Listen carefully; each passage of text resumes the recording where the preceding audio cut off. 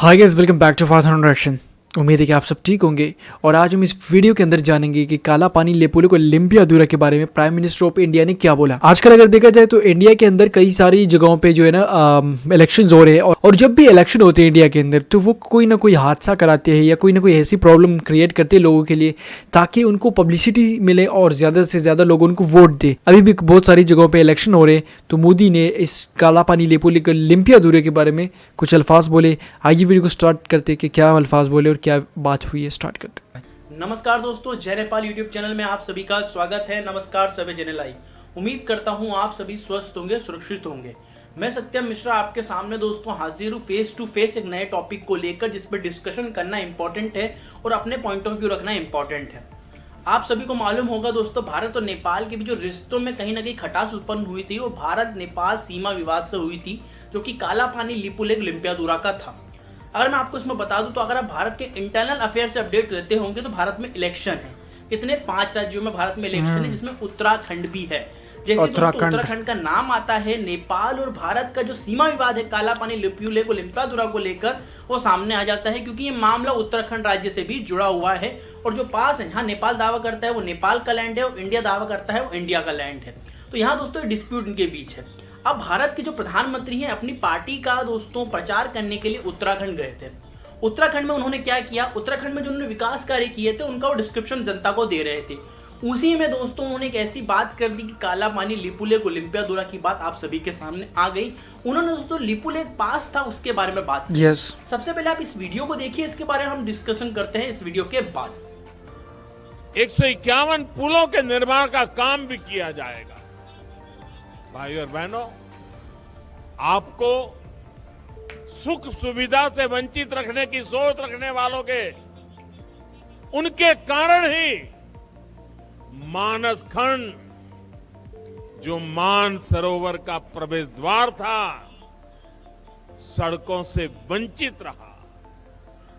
हमने न सिर्फ Tanakpur Pithoragarh all weather road पर काम किया, बल्कि लिपुलेक तक की भी सड़क बनाई और इस पर आगे भी विस्तार कार्य चल रहा है। तो आप सभी ने ये वीडियो को देख आगे भी काम होता रहेगा। किया कि जो भारत के प्रधानमंत्री नरेंद्र मोदी जी हैं, उन्होंने अपने भाषण में साफ साफ कहा कि जो उनका डेवलपमेंट का रोड का वर्क चल रहा है, कैलाश मानसरोवर जो कि लिपुलेक पास के द्वारा जा रहा है, वो कंटिन्यूस चलता रहेगा। और ये यहाँ बात करेंगे उत्तराखंड के लिए एक बड़ी सौगात है। आपको मैं बता दूं दोस्तों, ये कहीं ना कहीं दोस्तों भारत और नेपाल की जो बॉर्डर डिस्प्यूट को फिर जन्माता है।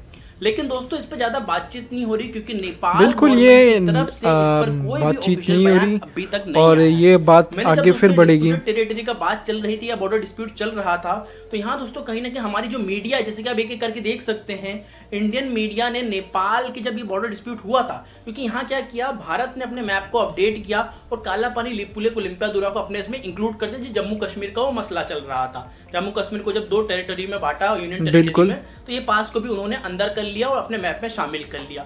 जैसे ये नेपाल को पता चला था तो नेपाल के पार्लियामेंट ने एक बिल पास करके इसको अपने टेरिटरी में शामिल कर लिया। और इसकी वजह से दोस्तों नेपाल में, पूरे मीडिया में नेपाल में दोस्तों ये पता होने लगा कि भारत ने उनका जो लैंड है वो हथिया लिया है। जिसके कारण क्या हुआ दोस्तों, भारत और नेपाल के पीपल टू पीपल रिलेशन बहुत हद तक बिगड़ गए थे। लेकिन हम जैसे लोग आए जिन्होंने क्लैरिटी दी। लेकिन दोस्तों इस रिलेशन को पिछले साल बहुत ज्यादा हालत खराब हुए थे। अब एक एक करके इस पोस्ट को देखिए, सबको देखिए चीज को देखिए। हमारी मीडिया ने नेपाल की तरफ क्या क्या कहा था कि नेपाल के लोग चाइना से बिके हूं, मतलब बहुत ऐसी बेसलेस बातें की थी। जबकि मैंने आपको बताया था ये जो हमारा जो बॉर्डर डिस्प्यूट चल रहा है उस पर हमको मीडिया टॉक के जरिए बात नहीं करनी पड़ेगी। और सेंसिबल बात मैंने बताया कि इंडियन मीडिया जो है दोस्तों अपनी राय ढंग से नहीं रखता। इंडियन मीडिया कभी भी किसी चीज को अब एनालिसिस करना उन्होंने बंद कर दिया है, तो इंडियन मीडिया को आपको सुनना नहीं चाहिए।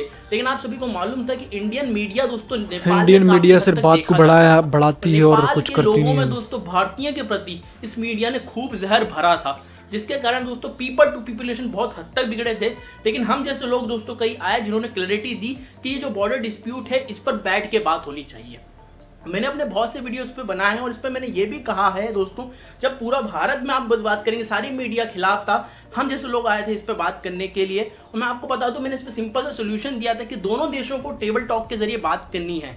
अगर भारत अपने बॉर्डर डिस्प्यूट को लेकर चाइना से बात कर सकता है तो नेपाल को भी ये करना पड़ेगा कि भारत पे कंटिन्यूस दबाव डालना पड़ेगा, ताकि दोस्तों इस बॉर्डर डिस्प्यूट पे लगातार भारत उनसे बात करे। लेकिन अब ऐसा नहीं दिखाई देता, क्योंकि नेपाल ने दोस्तों, नेपाल गवर्नमेंट ने इस पर कोई भी ऑफिशियल बयान जारी नहीं किया है। मे भी दोस्तों नेपाल के कई बड़े लोगों ने, यहाँ तक की बात करेंगे नेपाल की मीडिया ने इस पर बयान जारी किया है, नेपाल की मीडिया ने इस पर रिपोर्ट की है कि ये चीज़ें गलत है। नेपाल भारत के प्रधानमंत्री को डिस्प्यूटेड टेरिटरी पर वापस से नहीं बोलना चाहिए था, क्योंकि ये टेबल टॉक की बात है।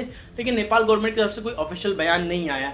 अगर मैं इसको आपको डिटेल में कुछ चीज़ें इसमें बताना चाहूँ तो, कि नेपाल अगर क्लेम करता है वो उनके लैंड है, देखिए भारत की तरफ से, भारत की मीडिया इस पर अगर नेपाल को रिएक्ट नहीं कर रहे तो दो चीजें कर सकता है, क्योंकि भारत की मीडिया का काम ही हो गया है अब ज्यादातर मीडिया का जहर फैलाना और बिना फैक्ट के बात करना। वो आप सभी आजकल देख ही पा रहे होंगे। वो रही नेपाल इस लैंड को क्लेम करता है, नेपाल कुछ बोल ही नहीं रहा है। तो कहीं ना कहीं दोस्तों जो नेपाल की गवर्नमेंट है वो अपने लोगों के साथ कहीं ना कहीं, मुझे लगता है अकॉर्डिंगली, धोखा करती है। ये गलत है। आपको ना, अगर आपने कोई चीज बात कही है तो उस पर अडिग रहेंगे, उस पर आगे बात करिए, लेकिन आपने अभी तक इस पे कोई बिल्कुल ये तो नहीं है कि अपनी जगह को छोड़ के या बात नहीं करें। इस पे रखना हो। इसके अलावा दोस्तों आप बात करेंगे एज ए इंडियन, मैं हमेशा चाहता हूं कि भारत और नेपाल की जो दोस्तों रिलेशन है वो हमेशा अच्छे हों। ठीक है, बॉर्डर डिस्प्यूट है तो ये सॉल्व हो टेबल टॉक के जरिए, क्योंकि अगर दोस्तों हम दोनों देशों के बीच आपस में पीपल टू पीपल, देखिए जो पॉलिटिक्स है वो बदलती रहेगी। नेपाल में कोई और गवर्नमेंट है, भारत में कोई और गवर्नमेंट आएगी, तो गवर्नमेंट बदलती रहेंगी।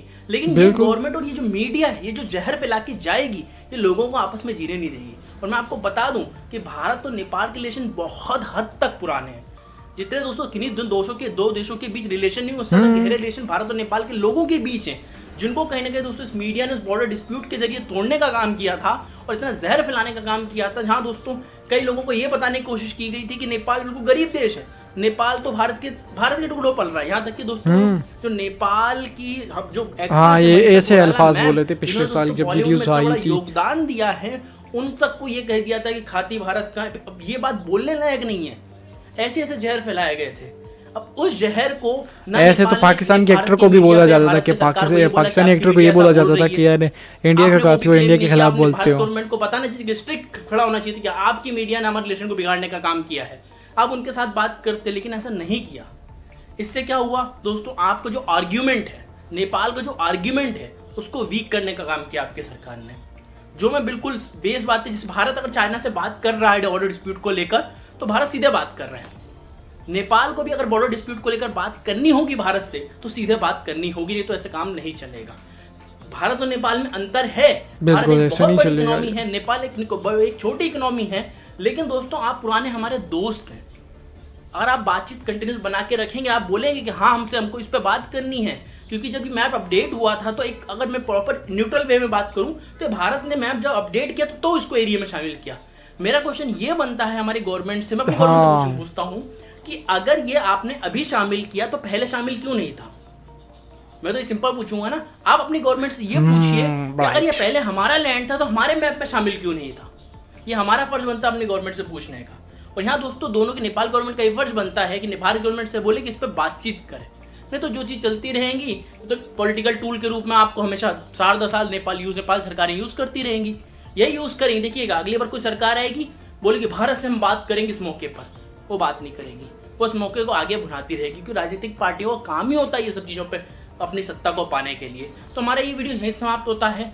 आपकी राय कमेंट बॉक्स में क्या? देखिए मैं एज ए इंडियन हमेशा ये चाहता हूँ, और हमारा शुरू से ये प्रयास है कि नेपाल और भारत के रिलेशन हमेशा अच्छे हों। मैं तो लगातार अपने प्रयास करते रहूँगा। बाकी जिसको जो मर्जी है मर्जी, नहीं तो बाकी तो राम भरोसा। अब क्या बोल सकते हैं इस चीज़ को। मिलते हैं आपसे अगले वीडियो में।